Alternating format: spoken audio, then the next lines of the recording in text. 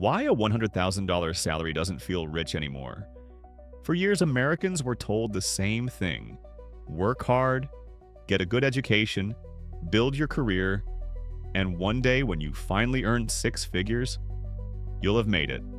A beautiful home, family vacations, financial security, the freedom to stop worrying about money. For decades, a $100,000 salary was the definition of success. It was the number people dreamed about, the number that separated the middle class from the wealthy. But something strange happened. Millions of Americans are now earning over $100,000 a year, and many of them don't feel rich at all. In fact, some feel more financially stressed than ever. They're not struggling to survive. But they're also not living the lifestyle they imagined when they first started chasing that six-figure dream. So what happened? Did $100,000 become a bad salary? Or did the meaning of money change completely? Today, we're going to break down why a six-figure income no longer feels rich for millions of Americans. And more importantly, what actually builds wealth in today's economy. Let's imagine someone we'll call Michael. He's 35 years old. He did everything right. He went to college, built a career, worked his way up, and after years of effort, he finally reached a six-figure salary, $100,000 a year, the exact number he had been chasing since his 20s. For a moment, it felt like he had finally made it. But then reality showed up. Every 2 weeks, his paycheck hits his bank account, and every 2 weeks, it seems to disappear faster than ever.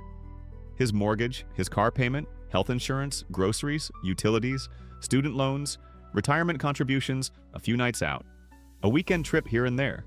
Nothing extravagant, nothing reckless, just a normal middle-class lifestyle. And yet, at the end of the month, Michael isn't wondering how to invest more. He's wondering where all the money went, and that's the part nobody talks about. Because on paper, Michael is successful, but in reality, he doesn't feel rich, not even close. The truth is, Michael isn't doing anything wrong. In fact, he's doing better than millions of Americans. The real problem is that the financial rules have changed. For decades, a six-figure salary represented a completely different lifestyle. Back then, buying a home was easier, healthcare was cheaper, college costs were lower, and everyday expenses consumed a smaller portion of a family's income. Today, that same $100,000 salary is carrying a much heavier burden. Housing costs have exploded, insurance costs have climbed, childcare costs have surged, and in many cities, a large portion of a paycheck disappears before the month even begins. Think about it. If your housing costs double, but your salary needs to double just to maintain the same lifestyle. But for many people, income hasn't kept pace with the rising cost of living, and that's why so many Americans feel stuck. They're running faster, working harder, earning more, yet somehow feeling like they're standing still. The six-figure dream didn't disappear, the goalposts simply moved. But rising costs are only part of the story. Because there is another force quietly working against people like Michael, and most don't even realize it's happening. It's called lifestyle inflation. Here's how it works.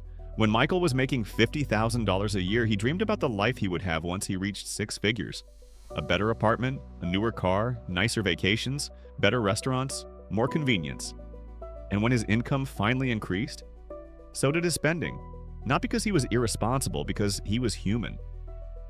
After all, what's the point of working harder if your life never improves? The problem is that every upgrade comes with a hidden cost. A larger mortgage, a bigger car payment, higher insurance premiums, more subscriptions, more expectations. And before long, the extra income that once felt life-changing becomes the new normal.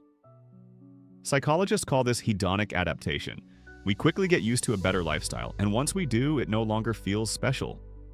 That's why someone earning $60,000 can feel financially comfortable, while someone earning $120,000 feels financially trapped.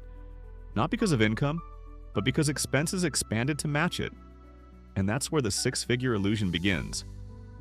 Many people spend years trying to earn more money, only to discover that earning more and building wealth are not the same thing. And this is where most people get it wrong. They believe the path to wealth is simple: earn more money, get promoted, increase your salary, repeat. But if income alone created wealth, every doctor, lawyer, executive, and software engineer would automatically become wealthy. And that's clearly not the case, because wealth isn't measured by income. It's measured by ownership.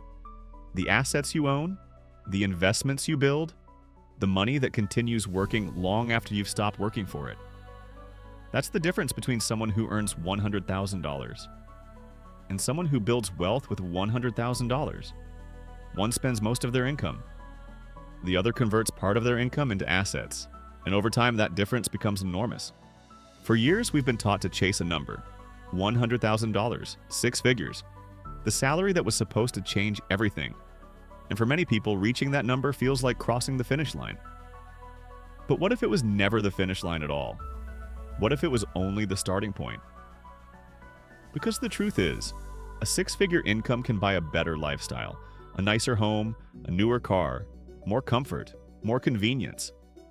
But comfort is not the same thing as wealth. And income is not the same thing as freedom.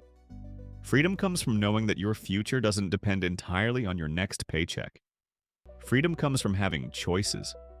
The choice to take a career risk, the choice to spend more time with your family, the choice to retire on your own terms, the choice to say no. And those choices aren't created by income alone. They're created by assets, by ownership, by consistently investing in your future, even when nobody is watching.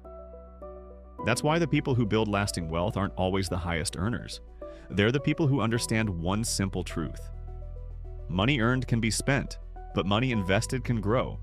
So if you've reached 6 figures and still don't feel rich, you're not failing. You may simply be chasing the wrong goal. Because the goal was never to earn $100,000. The goal was always to build wealth, and those are two very different things.